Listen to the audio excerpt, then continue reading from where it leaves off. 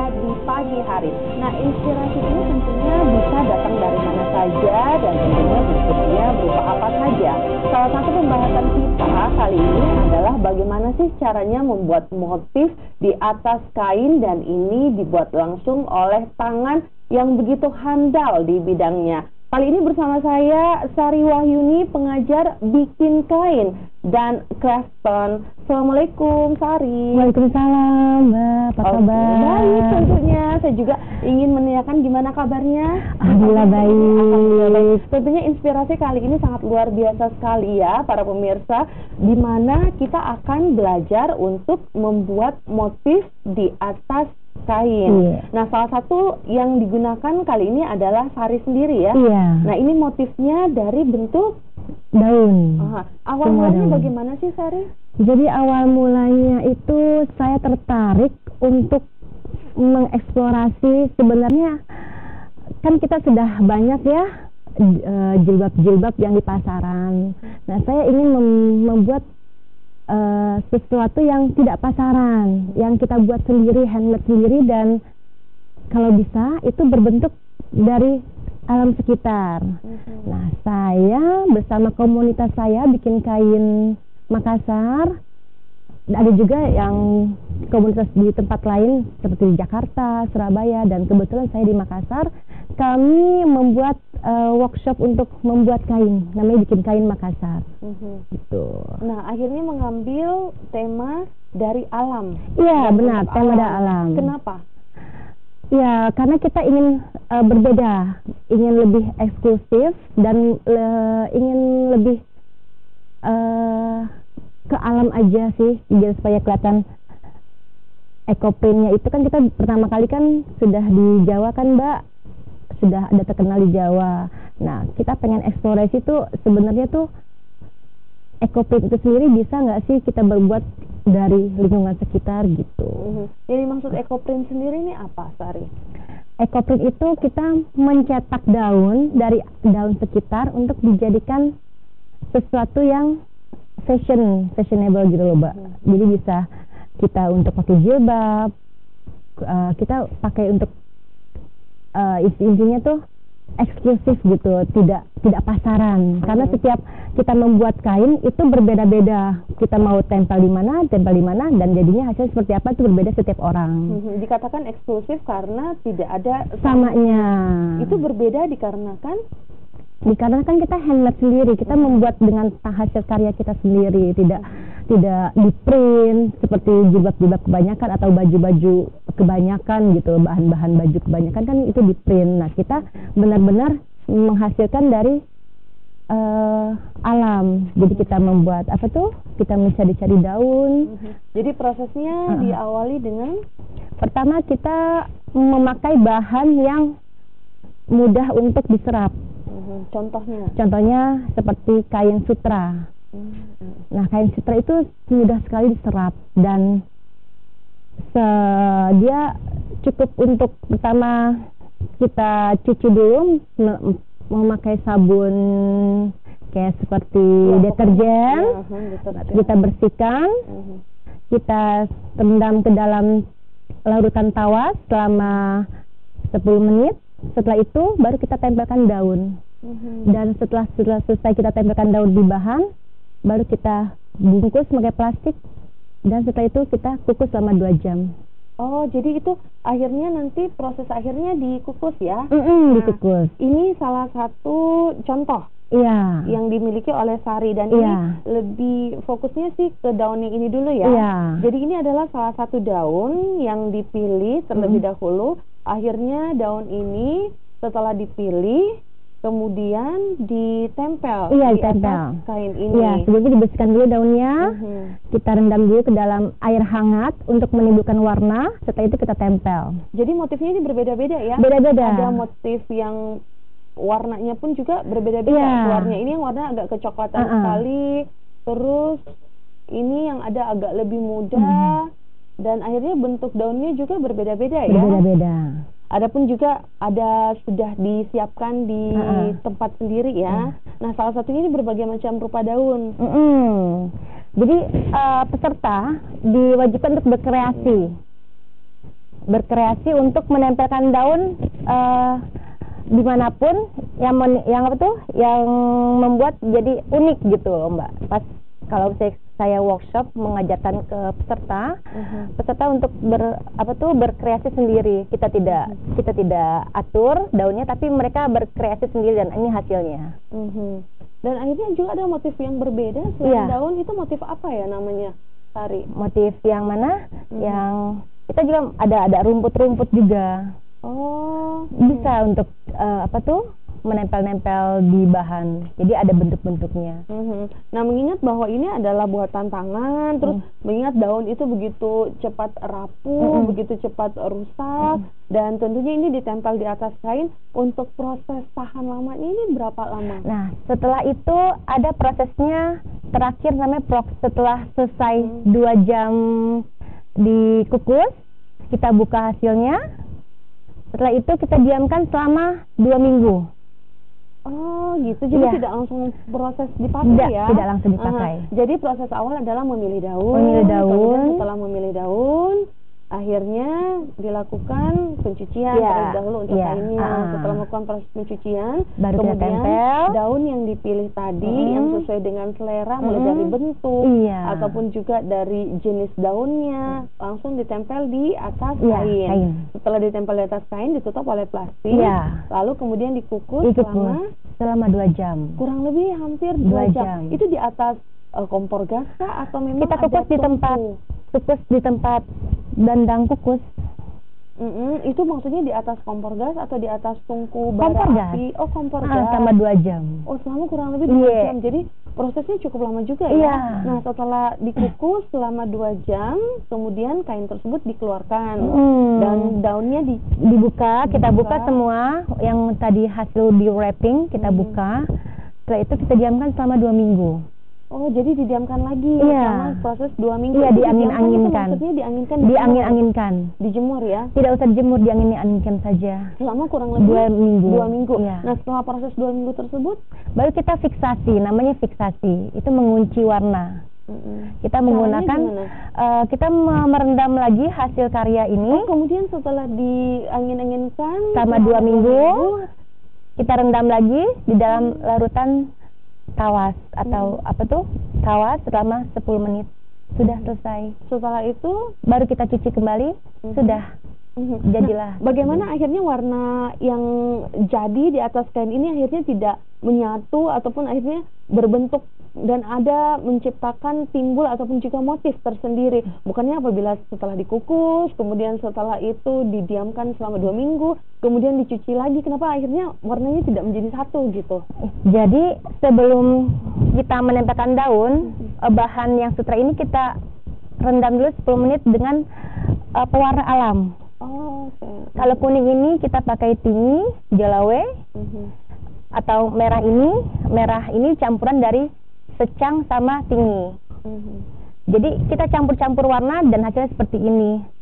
Oke, baiklah. Tetapi tidak hanya dari kain sutra saja dan tidak hanya untuk pembuatan jilbab saja, tetapi Sari juga membuatnya seperti salah satunya adalah taplak meja. Tapi nanti kita akan bahas seusai jeda pariwara berikut ini. Pastikan Anda tetap bersama kami di Sapa Sulsel.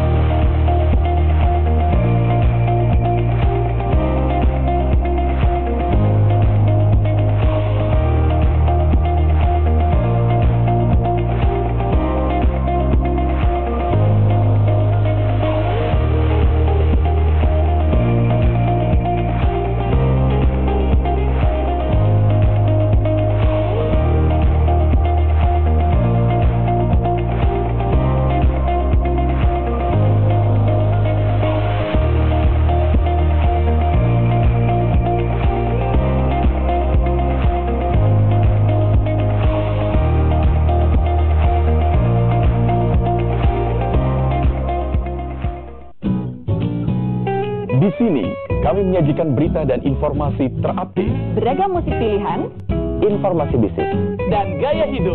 selama 24 jam non-stop. jaringan radio terbesar di Indonesia, Dan satu dari yang terpopuler di Jakarta. Kami hadir dengan program-program terbaik lintas generasi, di seluruh Indonesia. Pastikan frekuensi pilihanmu.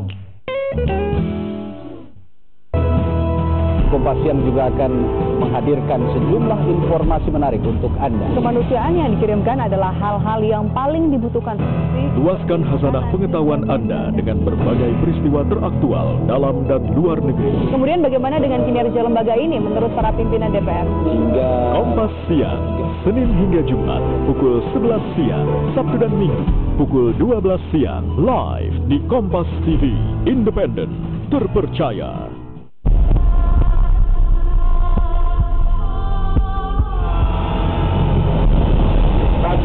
Prajuritku, petarung sejati. Ibu Pertiwi telah memanggil kita. Tidak ada sejengkal tanah pun yang akan kita biarkan direbut oleh musuh. Masuk.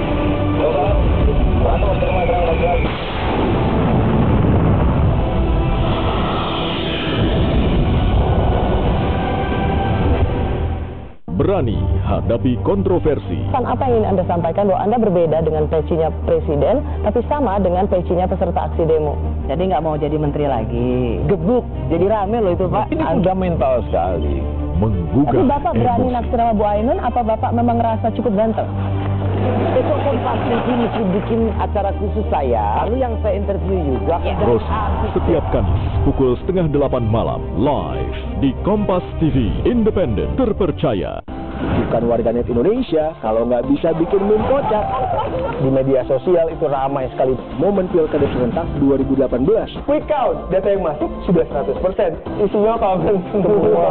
Ikuti pembahasan topik yang menjadi hits dan ramai di jagat media sosial. Ada ungkapan maha benar netizen dengan segala tweetnya. Kata netizen, setiap Kamis pukul 10 malam live di Kompas TV, independen, terpercaya. Selamat datang di Sapa Indonesia Malam, Saudara.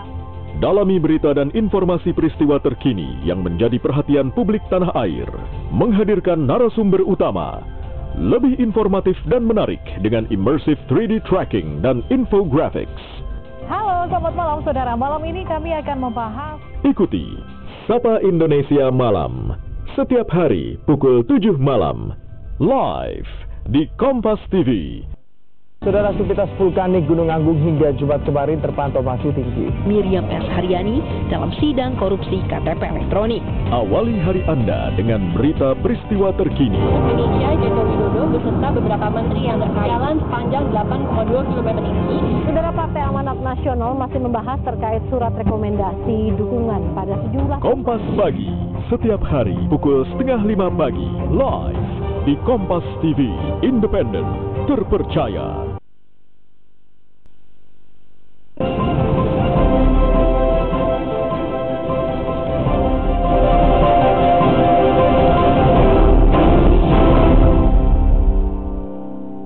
Nah, di segmen sebelumnya kita sudah belajar bagaimana sih cara proses pembuatan motif di atas kain. Salah satunya adalah jilbab seperti ini yang sudah dijelaskan tadi bagaimana sih sebenarnya proses mulai dari awal pemilihan daunnya hingga proses penganyinannya dan sampai akhirnya terjadilah jilbab ini. Dan tidak hanya kain. Ini juga ada proses pembuatan tas yang dilakukan oleh Sari dan ini cantik sekali karena motifnya adalah motif lagosi dan warnanya juga sangat cantik. Bagaimanakah proses pembuatan dari tas ini? Kita langsung berbincang kembali kepada Sari. Nah, Sari, ternyata inspirasi pagi hari ini tidak hanya cara membuat motif di atas kain, tapi juga ada proses untuk membuat tas yang begitu cantik dan begitu khas dari Sulawesi Selatan. Benar. Ini adalah tas lagosi. Nah, ini gimana?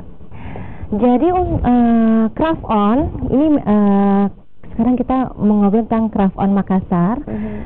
Ini adalah kreasi untuk membuat bag making tas, tas handmade yang dikerjakan oleh peserta. Untuk awal basic itu kita membuat tas lekre tote bag namanya. Jadi di sini peserta belajar bagaimana caranya untuk menempelkan mengukur bahan, terus dia supaya presisi, terus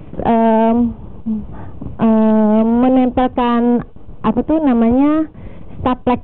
Staplek itu untuk sebagai dia kokoh.